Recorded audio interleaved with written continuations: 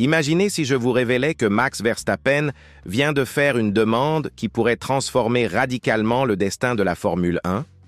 Le quadruple champion du monde ne montre pas seulement de l'inquiétude concernant la fin du GP des Pays-Bas en 2026. Il a une exigence bien spécifique sur ce qui pourrait remplacer sa course à domicile, et cette déclaration provoque des discussions enflammées dans les coulisses. Préparez-vous, car ce que vous allez découvrir a le potentiel de redéfinir la manière dont la discipline sélectionne ses nouvelles destinations. Commençons par la situation qui rend tout le monde nerveux. Le Grand Prix des Pays-Bas a une échéance déterminée. 2026 représentera officiellement la dernière saison où nous verrons les monoplaces parcourir les virages traditionnels de Zandvoort. Une décision qui avait déjà été ratifiée depuis la fin de 2024, mais qui prend maintenant de nouvelles dimensions avec les déclarations directes de Verstappen. Et voici le premier aspect fondamental. Alors que tout le monde spécule sur les possibles remplaçants, le compétiteur de Red Bull Racing a déjà clairement établi ce qu'il ne souhaite pas voir arriver. Max s'est montré catégorique dans son positionnement. Quand on l'a interrogé sur ses réflexions concernant la fin prochaine du GP néerlandais, il n'a pas économisé ses mots. Tant qu'il n'inclut pas un autre tracé urbain, alors je serai satisfait. Une déclaration simple, mais qui a un impact énorme pour l'avenir du calendrier de la Formule 1. Et quelle est la raison pour laquelle cette déclaration est si pertinente? Parce qu'elle confronte directement la tendance actuelle de la discipline à investir progressivement davantage dans les circuits urbains. Cependant, c'est ici que la situation devient véritablement fascinante.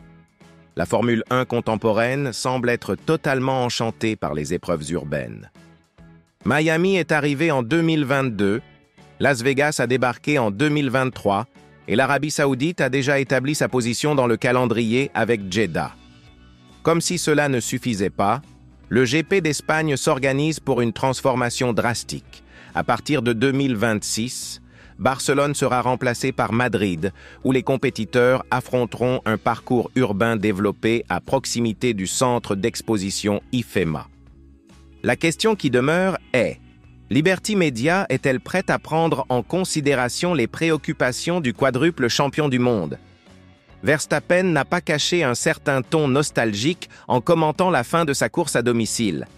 Naturellement, c'est regrettable, mais que pouvons-nous faire à ce sujet? Je me sens déjà très fier d'avoir eu un Grand Prix à domicile pendant quelques années. Tirons-en simplement le maximum et profitons-en un peu plus. Ces expressions révèlent quelque chose de bien plus significatif qu'une simple résignation. Elles montrent un pilote qui comprend parfaitement la valeur sentimentale et sportive de Zandvoort, non seulement pour lui, mais pour toute la communauté de supporters néerlandaises. Et en parlant des supporters néerlandais, nous devons reconnaître quelque chose d'essentiel. L'armée orange de Verstappen a établi une atmosphère singulière dans la Formule 1 moderne. Ses admirateurs passionnés accompagnent le quadruple champion autour de la planète, mais c'est sur le territoire européen, principalement à Zandvoort, qu'il se démarque vraiment. Quand on lui a demandé si ce soutien enthousiaste lui offre un stimulant supplémentaire, Max a été direct. Cela apporte certainement un sourire sur mon visage quand je pilote ou même quand je sors des stands. Observer cette quantité d'orange représente toujours quelque chose de très spécial. Pour le pilote néerlandais, cela ne se limite pas seulement au pilotage, mais à toute la célébration qui se déroule pendant les 3 jours du Grand Prix. Maintenant, examinons les possibles scénarios pour l'avenir. Le remplaçant le plus probable pour la place néerlandaise semble être un Grand Prix de Thaïlande. Le gouvernement thaïlandais a déjà ratifié un investissement d'1,2 milliard de dollars pour accueillir une épreuve urbaine à Bangkok, mais avec une prévision de début seulement en 2028. Cela indique que 2027 pourrait rester sans remplaçant immédiat. Et voici l'impasse. La discipline respectera-t-elle la demande de Verstappen ou suivra-t-elle son obsession pour les tracés urbains? La situation devient encore plus complexe quand on considère l'historique récent de Verstappen à Zandvoort. Le pilote Red Bull maintient un registre parfait de podium dans sa course à domicile. Dans toutes les éditions disputées depuis le retour du GP néerlandais au calendrier, Max n'a jamais terminé en dessous de la deuxième position. Il a conquis 3 victoires et, dans la plus récente, il a fini second derrière Oscar Piastri de McLaren. Ces chiffres démontrent non seulement la compétitivité de Verstappen, mais aussi l'importance émotionnelle que Zandvoort représente pour sa trajectoire. Mais voici l'aspect qui peut générer les plus grandes controverses. La déclaration de Verstappen sur son refus de plus de tracés urbains peut être interprétée de diverses manières. D'une perspective, elle reflète une préoccupation légitime concernant la qualité des courses. Beaucoup de pilotes et d'admirateurs argumentent que les circuits traditionnels offrent de meilleures possibilités de dépassement et des épreuves plus passionnantes.